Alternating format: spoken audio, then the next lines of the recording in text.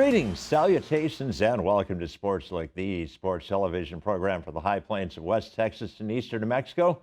I'm your host, Doc Elder, and last week I had a new floor director. Tonight, I've got a new athletic director. Yep, Matt Billings himself will be one of my guests. Jeff Cavalunas, the head coach of Greyhound Track and Field, my other guest. Ryan and Landry will do a high school spotlight. I'll finish up with an overtime, but as always, I'll start out with an Eastern recap.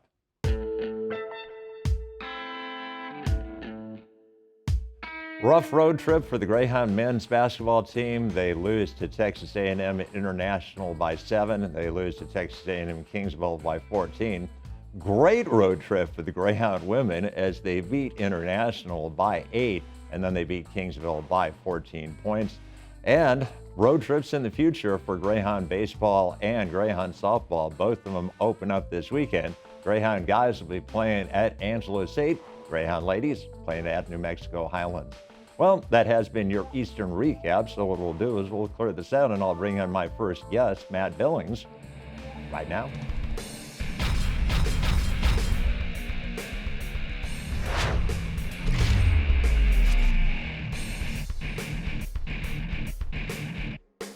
Welcome back to Sportslook, and we bring to the set of Sportslook for the very first time the new athletic director at Eastern New Mexico University, Matt Billings. Matt, welcome to Sportslook. Thanks for having me, Doc. I appreciate it.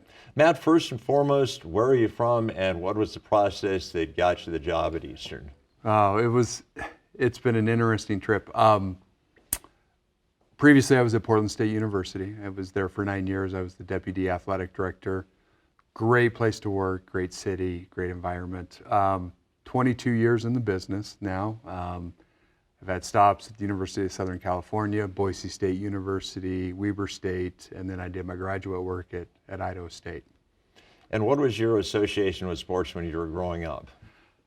It was always a center point of my life. I had a very successful high school career with football and wrestling, and two-time All-State, if I understand. Yep.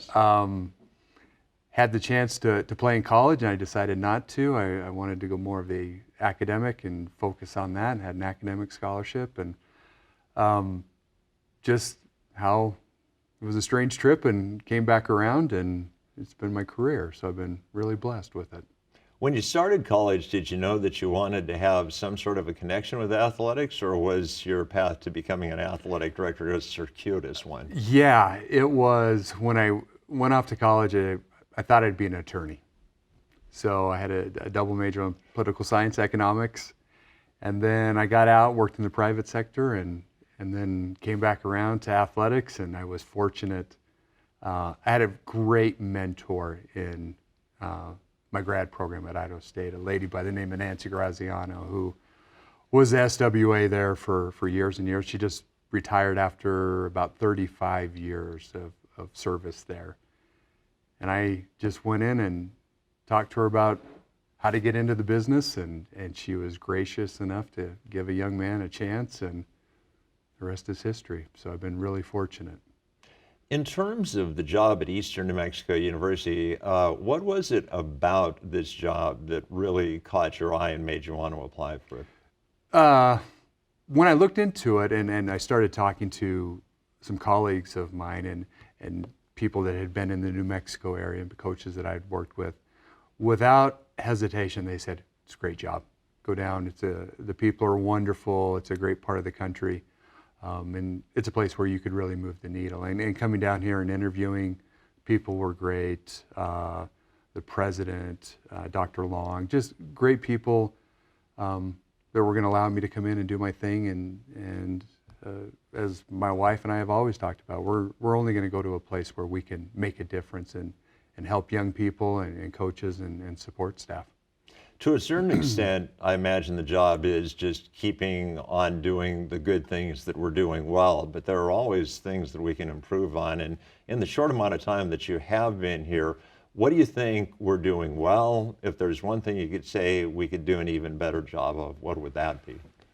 You know, I think we can show our brand better. You know, if you walk out, one of the first things that I did was just did a tour of, okay, I'm a recruit coming onto campus and I'm looking around, or I'm a parent. you go over to the weight room or the softball facility, you have no idea what those buildings are. So putting the right marks on there. The thing that really was surprising to me was the facilities here. Football stadium is as nice of stadium as I've seen Division II wise, or even better than some of the Division I stadiums. I think facilities is definitely a plus here.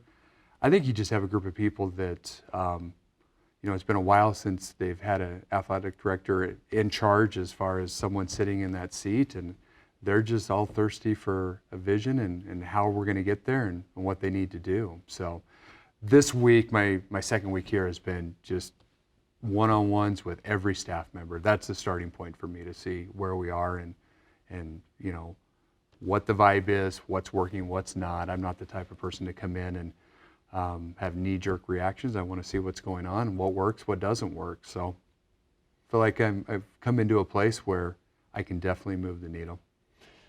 Obviously, one thing that you'll do at some point in your career as athletic director is you'll have to make decisions regarding the hiring of new coaches. Nobody stays here forever. No. There's sooner or later people leave for various reasons. What do you look for in a coach? What are the characteristics that you want a head coach to have? Well, first and foremost, they've got to be a good role model. We're in the business of providing an environment where young people are going to develop, build the tools to put in their toolbox to move on to the next spot. So I look for coaches with, they're going to do it at the highest level, great ethics. They're also going to bring in that type of young person into his or her program. Because the one thing that I won't put up with is not doing it the correct way. Division II in the grand sense is, I love the model because I think it's preparing our young people they get involved in the community, in the university, and when they get done, they've had internship opportunities and they're better prepared. So putting those coaches in place that they understand the balance between athletics and academics and will let these young people foster and develop and really utilize their time here. And Matt, that leads me nicely into my next question. What expectations do you have for the student athletes? I want the student athletes to be, I'm not the type of administrator where I believe in hand-holding. We need to teach the tools, and we're going to have a lot of young people coming from a variety of backgrounds, academically, financially, whatever it may be, but we put things into place. They're going to have great support structure, but we also expect them to develop, mature, and be proactive with everything that they're doing here. I want our young people to be walking into a classroom and sitting in the front row and introducing themselves to faculty. I want them to be becoming friends and developing friendships with non-student athletes and being a great visible part of the community. What have your impressions been of the community, Portales in specific, but the area in general? Great people, friendly people. People have gone out of their way with my wife and I to say hello and make us feel welcome. The other thing that we were looking for with the next opportunity is a place where the university is the focal point of the community, and you have that here. So we're excited about that. Everywhere we've gone, whether it's been into a grocery store or a restaurant, people are coming up, introducing themselves, and just couldn't have had a nicer reception here as far as being welcomed. One final question. Obviously, we're in transition this year in a couple of senses. First of all, new athletic director, but also we're on the Lone Star Conference that's suddenly twice as big this year. Yes. And just kind of coming in and looking at the newly expanded Lone Star Conference, what's kind of your sense of how things have worked and what we can do better moving forward? Well, we're in the most competitive conference in the country at the D2 level, and that was one of the things that was really attractive with this job. Just spending the last few days out at convention, the NCAA convention in California, just meeting the other athletic directors, meeting the commissioner. Good people, competitive people.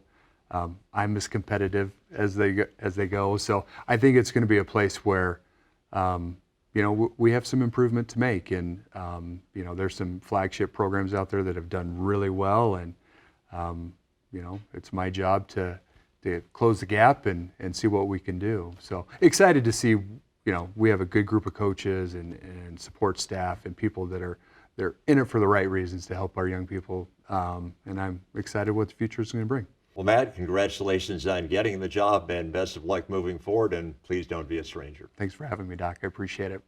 All right, well, that is going to wrap up our first interview segment. So what we'll do is we'll clear the set and we'll cue up a high school spotlight right now.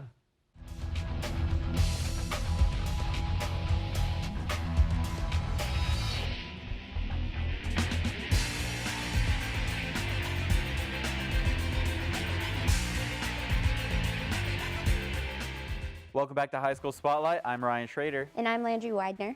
Last week, we got to travel over to Texaco to catch the Wolverines taking on the Eunice Cardinals.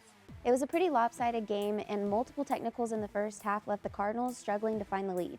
Let's see how it all turned out. In our first play of the game, Texaco's Manuel Loera gets it over the top of the key. He finds Javon Escu at the three-point line. He'll put up the shot and sink it, starting the game off on a high note for the Wolverines. The Cardinals will run a passing press break, and there they find Hayden Dean on the sideline. He'll drive to the middle and up the left of the lane for the layup. Not only makes the basket, but also draws the impressive and one. The Cardinals again, this time it's Tavion Mitchell driving in. Dean pump fakes, getting the defender off his feet, then drives in and puts up a floater from the free throw line. The Wolverines respond on this next play by finding Luke Phipps on the far baseline, and he puts it up for the easy two. Escu with the ball here for the Wolverines. He'll come around and drive up the middle, hitting two defenders with the Euro step, then sinking the layup. Cade Collins for Texaco now, and he'll roll off a couple screens and drive in the lane for the runner, increasing their lead by two more. Phipps coming up with the rebound here for the Wolverines. Eunice does a good job getting everyone back on defense, but everyone forgot to pick up Phipps, so he'll just pull up from three and sink it. The Cardinals struggling to find the rebound, and it's Gabriel Bailey who comes down with it. And a nice job by the Wolverines pushing it down the court and finding Collins for the easy left-handed layup. Dean here taking it into the corner for the Cardinals. He'll hand it off to Jorge Ontiveros, who will come up unguarded. He'll use the space to put up the three ball and hit it for the Cardinals. This makes the score 35-15 at the end of the first half. The Cardinals are starting off strong in the second half, as this inbounds play finds Ontiveros in the short corner and his jumper goes up and in. Cardinals again with it. Mitchell drives in past two defenders to make the acrobatic layup. Impressive athleticism there from the senior. Texaco with a fast break now, and they find the open man. There's Anders Nelson, who gets his shot blocked by Mitchell. Great defense on his part. Texaco showing off some impressive passing here, getting it all the way down in just two. Escu decides to take this one down and does a nice job collapsing the defense and finds his teammate Collins with the wide open shot in the corner, and he gets it. Eunice on the other end trying to mount a comeback. Dean pulls up from the corner, but it's short. Avante Stevens grabs the rebound and is successful with the putback, drawing the foul along with it. The Cardinals on offense now, but not for long. That's Phipps with the steal, and he'll go coast to coast for the easy two. And with that, the score is now 57-29 at the end of the third. Cardinals here getting it to Mitchell on the inbound. He'll size up his defender, hitting him with a couple jab steps before pulling up and splashing it in his face. Mitchell taking it down now, gets it to Dean, who pump fakes, hesitates, throws off his defender, and pulls up just outside the three. It's up and in, count it for three. Right here, Phipps gets it to David Davalos on the inbound, but Davalos gives it right back, giving Phipps the space to pull up from three and sink it, thus adding to Texaco's lead. Here's Dean again with another pump fake and pull-up jumper, but the Wolverines quickly rebound and find Nelson running straight through the middle, and he gets the layup for two more. Wolverines pushing it quick here, getting it to Gabriel Bailey under the basket for the easy layup. Collins now crosses half court, and Nelson thought about the shot, but realizes his option inside is better. He pulls up the contested runner over his defenders. Cardinals here with the last-ditch effort. Dean gets it on the left side with no one on him. He'll pull up for another three and hit it, but it wasn't enough to come up with the win. The Wolverines will take this one by a score of 78-45. And now we'll move along to some Class 1A girls rankings. In the 1 spot is Logan, followed by Melrose in the 2 spot, Fort Sumner in the 3, Gateway Christian in the 4, and Cimarron in the 5. In 2A, Penasco remains in the top spot, followed closely by Mescalero Apache, then Pecos, Newcomb, and Lordsburg. In 3A, Navajo Prep takes the 1 spot, with Tohatchi in the 2nd, Tularosa in the 3rd, Socorro in the 4, and Santa Fe Indian in the 5. In 4A, Los Lunas remains number 1, followed by Kirtland Central, Bernalillo, Gallup, and Poake Valley. And in 5A, Hobbs takes the 1 spot with Piedra Vista in the 2, Centennial in the 3, La Cueva in the 4, and Carlsbad in the 5. Moving on to the boys' rankings, Melrose remains number 1, followed by Elida, Springer, Maxwell, and Logan. And in 2A, Pecos takes the 1 spot, followed by Magdalena, Santa Rosa, Texaco, and Rehoboth Christian. In 3A, Robertson remains number 1, followed by Bosque, Hot Springs, Sandia Prep, and St. Michael's.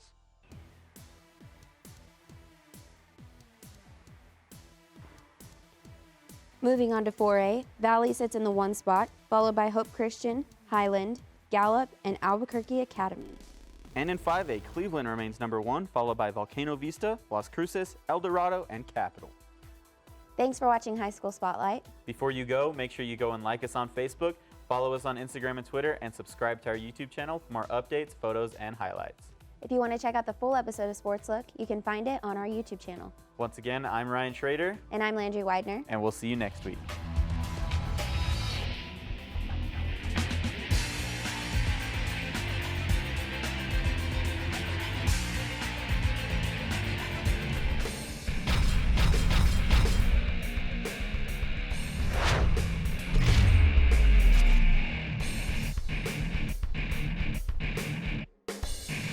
Welcome back to Sportslook. Thanks to Landry and Ryan for that look at Texaco and Eunice boys basketball. And now we bring back to the set, no stranger to the set of Sportslook, Jeff Cavalunas. And Jeff, welcome back to Sportslook. Thank you. Great to be here. Jeff, we haven't really had a chance to talk to you since the cross-country season, and kind of belated congratulations, but congratulations nonetheless on another third-place finish for your ladies. Yeah, thank you. Thank you. They did an outstanding job this season. So the women, finished third. We've been third last year, but we closed the gap quite a bit. Those young ladies did, and with the expanded conference, that was still a great finish. It was a much more competitive conference, and with 17 schools at that championships, and they took care of business. Yes, and of course you're referring to the subject that I was discussing with my first guest, Matt Bellings, about the fact that the Lone Star Conference is a little bit different than it was last year. And you were telling me previously that the big impact was actually in cross country. Yeah, cross country, the conference that joined us, everybody, sponsored cross country. So, we expanded up 18 women's teams and 17 men's.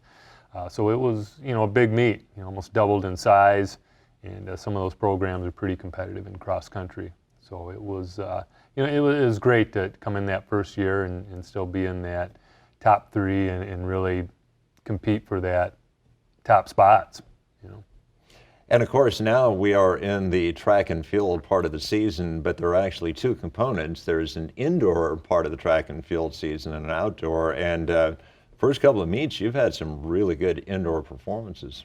Yeah, we have 2 meets under our belt. Started out at Texas Tech University, great meet. Then last week went up to University of New Mexico. So, 2 big meets. Both great facilities. Just real outstanding competition. Actually world-class competition at both of those meets. So. It was a good start for us. We really had some great performances first couple weeks. I would say our women's middle distance and distance are really running strong early on.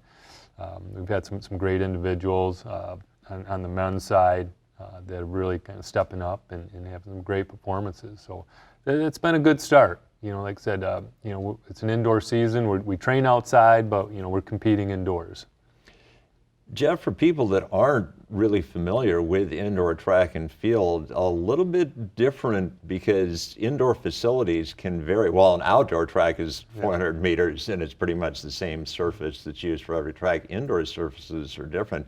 Are the Tech and the UNM facilities pretty much the same, or are they different tracks? Very similar. They're both 200-meter banked tracks. The track at Texas Tech probably has a little higher banking. So it's little faster for your 200, 400 meter runners with a higher banking. So it is a challenge for our freshmen, who some have never been on a bank track before. So, it's a whole different feel. It's a 200 meter bank track, and coming in as freshmen and primarily, running on 400 meter flat tracks outdoors, there's a little bit of a learning curve there.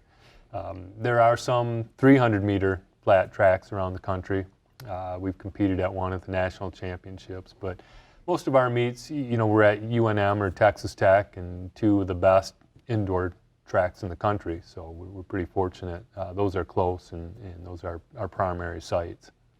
It seems that indoor track and field would be a really difficult sport to coach for one reason. You've got a mandated holiday break where you can't see the kids, and then all of a sudden you show up and it's like, hey kids, let's get in a van and we're going to run. Yeah, that's a killer as a coach. We have, those 4 weeks or so, they head home for the break, like, got to come back ready to roll. Some do, and unfortunately there's a couple that didn't quite get it all in over break. Like I said, I had a number of student athletes that stayed here over the break so they could, get out on the track or in the weight room and train, and they're off to a hot start. Speaking of which, a person that doesn't get enough credit is our strength and conditioning coach, Larry Bernardo, and I'm just astounded at, regardless of what sport it is, Larry can help anybody get better if they're willing to put in the work. Yeah, he's really stepped up and helped our track and field in some areas. Track, the weight training is really ingrained in part of that training session, a little bit more than some of the other sports. So as coaches and my assistant coaches, we're hands-on a little bit more with the weight training, but I've kind of let LV step in and really help out with our mid-distance runners. Ifar Manat is one, and Neri Gatrade, some of those 800 runners, and he's done an excellent job. That I think some of their success they've been having over the last year, and especially Ifar over this year, is really attributed to LV and the one-on-one he's working with some of those track and field athletes. Jeff, I completely lost my manners. You referenced a minute ago the people that are helping you out. Who are your assistant coaches this year? One is Katrina Weir.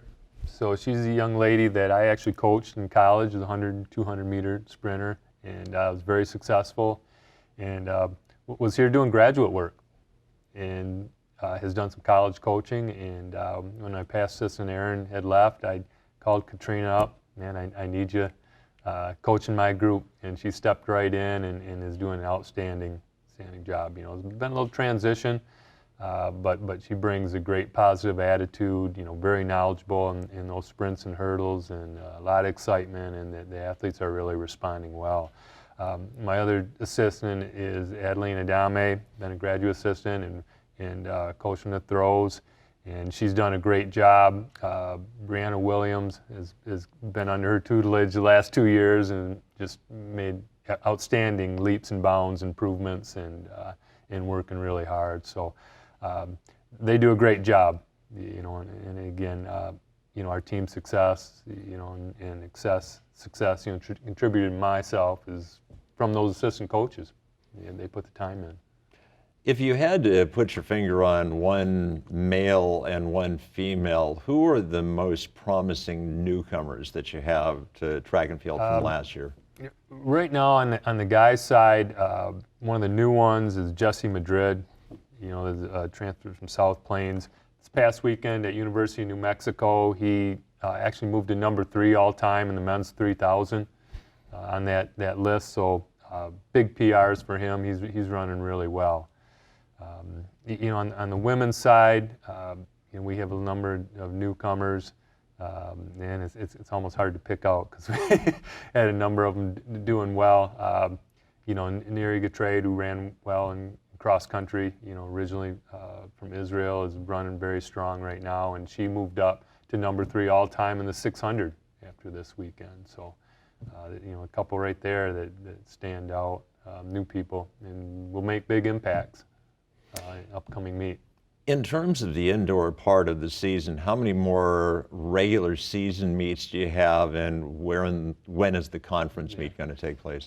Indoor moves quickly for us. We have 3 more meets. We're going to head back to University of New Mexico this weekend. We have an off week, and then back to Texas Tech on the 14th and 15th, big meet, and then the Lone Star Conference Championships, February 21st, 22nd.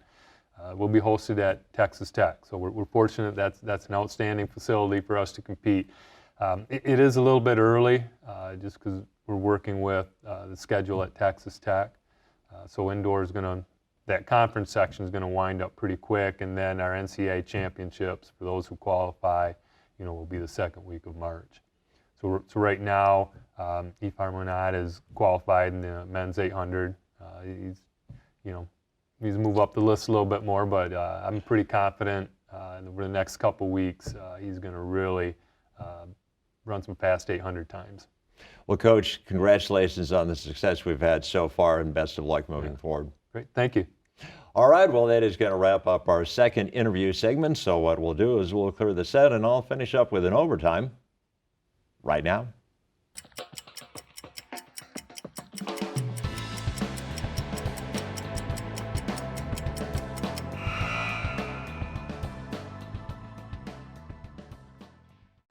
I will preface my overtime by admitting to the fact that I am a lifetime Lakers fan. My dad took me to see the Minneapolis Lakers and the great Elgin Baylor when I was 7 years old, so I'm a Lakers fan.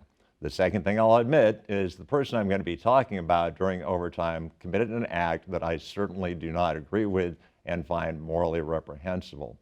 But having said that, I was devastated on Sunday when I learned the news that Kobe Bryant, the great former Los Angeles Laker, had passed away at the age of 41.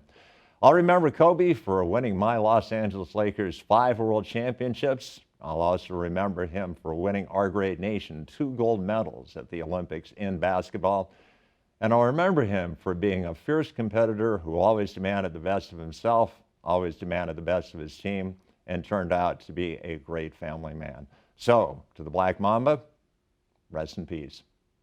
Well, that is going to wrap up in overtime, and that will wrap up an episode of Sportslook. I'd like to thank my guests, Matt Billings and Jeff Cavaloons. I'd like to thank Ryan Landry for a great high school spotlight. Speaking of Landry, she and Alex actually split duties as my floor directors. So, for those aforementioned people, this is Doc Elder saying, so long.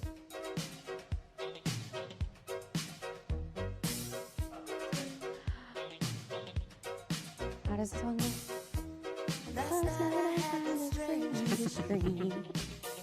I said away to China, there's a road to find her, and you said you had to get your laundry clean.